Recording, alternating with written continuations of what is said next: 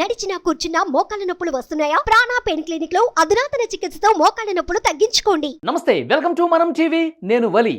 తెలంగాణ ప్రభుత్వం 6 గ్యారెంటీలకు సంబంధించి ప్రజాపాలన పేరుతో దరఖాస్తులు స్వీకరిస్తున్న విషయం తెలిసిందే. 28వ తారీఖు నుంచి జనవరి 6వ తారీఖు ఈ దరఖాస్తుల స్వీకరణ ఉంటుందని చెప్తున్నారు. అయితే చాలా మందిలో కొన్ని అపోహలు, అనుమానాలు ఉన్నాయి. దరఖాస్తులు నింపేటప్పుడు గ్యాస్కు సంబంధించి గ్యాస్ సిలిండరు ఎవరి పేరు మీద ఉంది, ఎన్ని సిలిండర్స్ వస్తున్నాయి, అంటే ఎవరి పేరు మీద ఉంటే ఏ సబ్సిడీ వస్తుంది, 500కి గ్యాస్ వస్తుంది. దీంట్లో కొంత అనుమానం ఉంది. అంటే లేడీస్ పేరు ఉంటేనే గ్యాస్ సబ్సిడీ వస్తుందా ఒక అనుమానంతో ఏం చేస్తున్నారంటే గ్యాస్ ఏజెన్సీల దగ్గరికి వెళ్ళి, మీ ఇండియన్ అయితే ఇండియన్, హెచ్పి అయితే హెచ్పి, ఇతర కంపెనీ అయితే ఆ ఏజెన్సీలు మీకు ఎక్కడి నుంచి అయితే గ్యాస్ వస్తుందో ఆ ఆఫీస్కి వెళ్ళి పేర్లు మార్చే కార్యక్రమాన్ని తీసుకున్నారు. చాలామంది క్యూలో నిలబడి గంటల కొద్దీ పేరు మార్చండి, లేదంటే మాకు సబ్సిడీ రాదు, మాకు 500 గ్యాస్ రాదని చెప్పి పేర్లు మార్చే పరిస్థితి ప్రస్తుతం జరుగుతోంది. అయితే ప్రభుత్వం నుంచి కావచ్చు, స్థానిక అధికార యంత్రాంగం నుంచి ఎలాంటి ఇన్స్ట్రక్షన్స్ లేవండి. అంటే పలానా పేరుంటేనే, అంటే లేడీస్ పేరుంటేనే, మహిళల పేరుతో గ్యాస్ మాత్రం ఉంటేనే మీకు సబ్సిడీ వస్తుందని ఎక్కడా ప్రభుత్వం అధికారికంగా ప్రకటన చేయలేదు. సో ఎవరు కూడా ఆందోళన చెందాల్సిన పని లేదు. ప్రస్తుతం మీకు ఏ విధంగా అయితే ఉందో ఆధార్ కార్డులో కావచ్చు, తర్వాత గ్యాస్ మీద కావచ్చు, తర్వాత ఇతర రేషన్ కార్డు కావచ్చు, యాస్టీస్ ఎలా ఉంటే అలా అప్లై చేసుకోండి. ప్రస్తుతం ప్రభుత్వం నుంచి ఎలాంటి ఇన్స్ట్రక్షన్స్ లేవు. తర్వాత 6 దరఖాస్తుల పరిశీలన సమయంలో మీకు వస్తుందా రాదా అన్న విషయానికి సంబంధించి అప్పుడు కొంత క్లారిటీ తీసుకునే ప్రయత్నం చేస్తారు. కొంత స్క్రూటినీ పరిశీలన చేసేటప్పుడు ఆ విషయాలని చెప్తారు. సో అనవసరమైనటువంటి భయాలు పడి గ్యాస్ ఏజెన్సీల్లో మీరు పేర్లు మార్చడం, ఆధార్ కార్డుల మీద పేర్లు మార్చడం, అడ్రస్లు మార్చడం ఇలాంటివి చేస్తే మరింత లేట్ అవుతుంది తప్ప దరఖాస్తుకు సంబంధించి మీరు అట్లా యాస్టీజ్ అప్లై చేసినా కానీ ఎటువంటి ఇబ్బంది లేదు. ఎందుకంటే మీ ఆధార్ కార్డుకు సంబంధించి మీరు జిరాక్స్ పెడతారు, తర్వాత రేషన్ కార్డు ఉంటే రేషన్ కార్డు జిరాక్స్ పెడతారు, లేకపోతే ఇతరకు సంబంధించిన డీటెయిల్స్ మీ అడ్రస్లు కావచ్చు, ఏదైతే అప్లికేషన్లో అడిగారో అదే యాస్టీజ్ ఇస్తే బెటర్ అని ఒక సమాచారం అయితే వస్తుంది. తర్వాత అందుబాటులో మీరు లేకపోతే, అంటే ఇప్పుడు ఫర్ ఎగ్జాంపుల్ రాష్ట్రంలో లేరు, వేరే ప్రాంతంలో ఉన్నారు, లేదంటే ఇప్పుడు రాలేని పరిస్థితుంది, అప్లై చేసుకోలేని పరిస్థితుంది, అనారోగ్య సమస్యలు ఏమైనా ఉన్నాయి, ఇబ్బంది ఏమీ లేదు. అంటే ఆ వ్యక్తే అక్కడికి వెళ్ళి అధికారుల దగ్గరికి వెళ్ళి నింపి ఇవ్వాల్సిన పని లేదు. వేరే ఎవరైనా సరే, మీ ఫ్రెండ్కో లేకపోతే ఇంటి దగ్గర ఉన్న మనుషులకు ఎవరికి ఇచ్చినా సరే మీ అప్లికేషన్, మీ డీటెయిల్స్ ఇస్తే నింపేసి అక్కడ ఇస్తే అది కూడా చెల్లుబాటు అవుతుంది, ఎలాంటి ఇబ్బంది లేదని చెప్తున్నారు. తర్వాత 6వ తారీఖు వరకేనా, జనవరి 6వ తారీఖుతో ఇది అయిపోతుందా అంటే కాదు. అధికారుల నుంచి సమాచారం వస్తుంది, మాకు తెలిసిన ఇన్ఫర్మేషన్ మీకు షేర్ చేస్తున్నాను. 6వ తారీఖు తర్వాత కూడా మీకు అప్లై చేసుకునే అవకాశం కల్పిస్తోంది తెలంగాణ ప్రభుత్వం. 6వ తారీఖు తర్వాత ఒకవేళ మీరు ఏదైనా అప్లై చేసుకోవాలంటే కనుక గ్రామాల్లో అయితే పంచాయతీ ఆఫీసులో మీ దరఖాస్తును నింపేసి ఇవ్వచ్చు. తర్వాత మండల కేంద్రాలు అనుకోండి, మండల ఆఫీసుల్లో ఇవ్వచ్చు. అలాగే నగరాల్లో, హైదరాబాద్ లాంటి సిటీస్లో అయితే మున్సిపల్ ఆఫీసులు ఉంటాయి కదా, అక్కడికి వెళ్ళి మీరు హ్యాపీగా మీ దరఖాస్తును నింపేసి వాళ్ళకి అధికారులకు ఇస్తే వాళ్ళు తీసుకుంటారు, ఎలాంటి ఇబ్బంది పెట్టరు. 6వ తారీఖు వరకేనా, 6వ తారీఖు తర్వాత మేము అప్లై చేసుకోవడానికి అవకాశం లేదన్న డౌట్ చాలా మందిలో ఉంది. సో ఈ డౌట్స్ అన్ని పక్కన పెట్టండి. 6వ తారీఖు తర్వాత కూడా సంబంధిత కార్యాలయాల్లో మీరు వెళ్ళి మీ దరఖాస్తును నింపి ఇవ్వచ్చు. ఇంకొక ముఖ్యమైన విషయం ఏంటంటే ఈ దరఖాస్తులకు సంబంధించి ఎప్పుడు క్లారిటీ వచ్చే ఛాన్స్ ఉంది.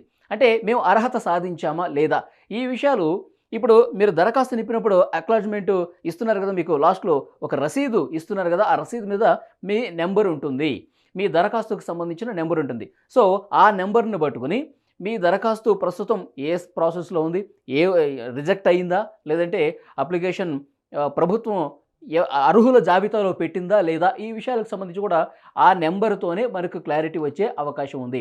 సో ఎవరూ కూడా ఇబ్బంది పడాల్సిన పని లేదు. మీ దరఖాస్తులకు సంబంధించి ఏ డౌట్స్ ఉన్నా సరే అక్కడ అధికారులు నింపేటప్పుడే వాళ్ళు చెప్తారు. ఒకవేళ ఇంకా మీకు డౌట్స్ ఉంటే కనుక ఎలాంటి ఇబ్బంది లేకుండా డౌట్స్ క్లారిఫై చేయడానికి ఒక హెల్ప్ డెస్క్ ప్రతి వార్డులో కూడా, ప్రతి ఆఫీస్ దగ్గర కూడా హెల్ప్ డెస్క్ ఒకటి పెట్టారనమాట. మీకు ఎలాంటి సమస్యలున్నా, ఇబ్బందులున్నా కానీ వాళ్ళకి చెప్తే వాళ్ళు క్లారిఫై చేస్తారు. హెల్ప్ డెస్క్ ప్రతి ఆఫీస్లో కూడా పెట్టింది అందుకే. ఎందుకంటే చాలామంది చదువుకున్న వాళ్ళు ఉంటారు, చదువు రాని వాళ్ళు ఉంటారు, పెద్దవాళ్ళు ఉంటారు, సరిగ్గా కనిపించిన వాళ్ళు ఉంటారు. సో కాబట్టి వాళ్ళందరికీ సహాయం చేయడం కోసమే కొంతమంది హెల్ప్ డెస్క్ పెట్టి సిబ్బందిని పెట్టారు. ఎక్కడ ఇబ్బంది లేదు, వాళ్ళే మీ దరఖాస్తుని ఫిల్ చేస్తారు, ఏదైనా డౌట్స్ ఉంటే క్లారిఫై చేస్తారనమాట. ఇంకొక ముఖ్యమైన విషయం ఏంటంటే రేషన్ కార్డు మాకు లేదు, మాకు రాదు అన్న అపోహను వీడాలని చెప్పారు. ఇప్పుడు ప్రభుత్వం రేషన్ కార్డే ప్రామాణికం అని చెప్పింది ఒక పక్క, కానీ రేషన్ కార్డు ఉంటేనే మీకు ఈ 6 గ్యారెంటీలు అమలవుతాయని లేదు. తర్వాత రేషన్ కార్డులు ఇస్తారు, మీరు నిజంగా అర్హులైతే రేషన్ కార్డులు వస్తాయి. కానీ రేషన్ కార్డు లేకపోతే అప్లై చేయడానికి అవకాశం లేదంటే అలా ఏం లేదు. రేషన్ కార్డు లేకపోయినా సరే మీరు దరఖాస్తును నింపి ఇవ్వండి. ఆ తర్వాత నాకు రేషన్ కార్డు లేదు అని ఒక వైట్ పేపర్ మీద నాకు రేషన్ కార్డు లేదు అని చెప్పి మీ ఆధార్‌కి సంబంధించినటువంటి అడ్రెస్సు, మీ పేరు, మీ ఊరు మొత్తం ఆ డీటెయిల్స్ అన్నీ ఇవ్వండి. నాకు రేషన్ కార్డు రాలేదు. గత కొన్ని సంవత్సరాలుగా నేను వెయిట్ చేస్తున్నాను. నాకు రేషన్ కార్డు కోసం. కానీ ఇప్పటివరకు రాలేదు. ఈ కొత్త ప్రభుత్వమైనా రేషన్ కార్డు ఇప్పించండి అని చెప్పి ఒక వైట్ పేపర్ మీద నోట్ రూపంలో మీరు రాసేస్తే దాన్ని పరిగణలోకి తీసుకునే అవకాశం ఉంది. రేషన్ కార్డే కాదు, మీకు ఎలాంటి ఇబ్బంది ఉన్నా, ఎలాంటి సమస్య ఉన్నా, నాకు గత ప్రభుత్వంలో నేను ఇవి అప్లై చేసుకున్నాను కానీ నాకు ఎక్కడా అర్హత రాలేదు. నాకు పూర్తిగా అర్హత ఉంది కానీ నాకు న్యాయం జరగలేదని చెప్పి మీకు ఏ సమస్య ఉన్నా సరే, ఇప్పుడు కుటుంబ సమస్య ఏదన్నా ఉన్నా సరే, లేదంటే ఆరోగ్య సమస్య ఏదన్నా ఉన్నా సరే, అవన్నీ కూడా మీ సమస్యలు ఏదైనా ఉంటే ఒక వైట్ పేపర్ మీద రాసి ఇచ్చేటువంటి అవకాశం ఈ ప్రభుత్వం కల్పించింది. సో 6 గ్యారంటీలకు దరఖాస్తుకు సంబంధించి నింపి మీ దగ్గర ఉన్న ప్రూఫ్స్ ఇవ్వడంతో పాటు ఇట్లా మీకు ఇంకా ఇతరత్ర సమస్యలు ఏమైనా ఉన్నా సరే, ప్రభుత్వ పరంగా రావాల్సినటువంటి విషయాలకు సంబంధించి ఏమన్నా ఉన్నా సరే వాటిని నింపివ్వండి. చాలా మందిలో చాలా డౌట్స్ ఉన్నాయి. ఆ డౌట్స్ను క్లారిఫై చేయడం కోసమే ఈ వీడియో. ఎవరూ కూడా ఇబ్బంది పడాల్సిన పని లేదు.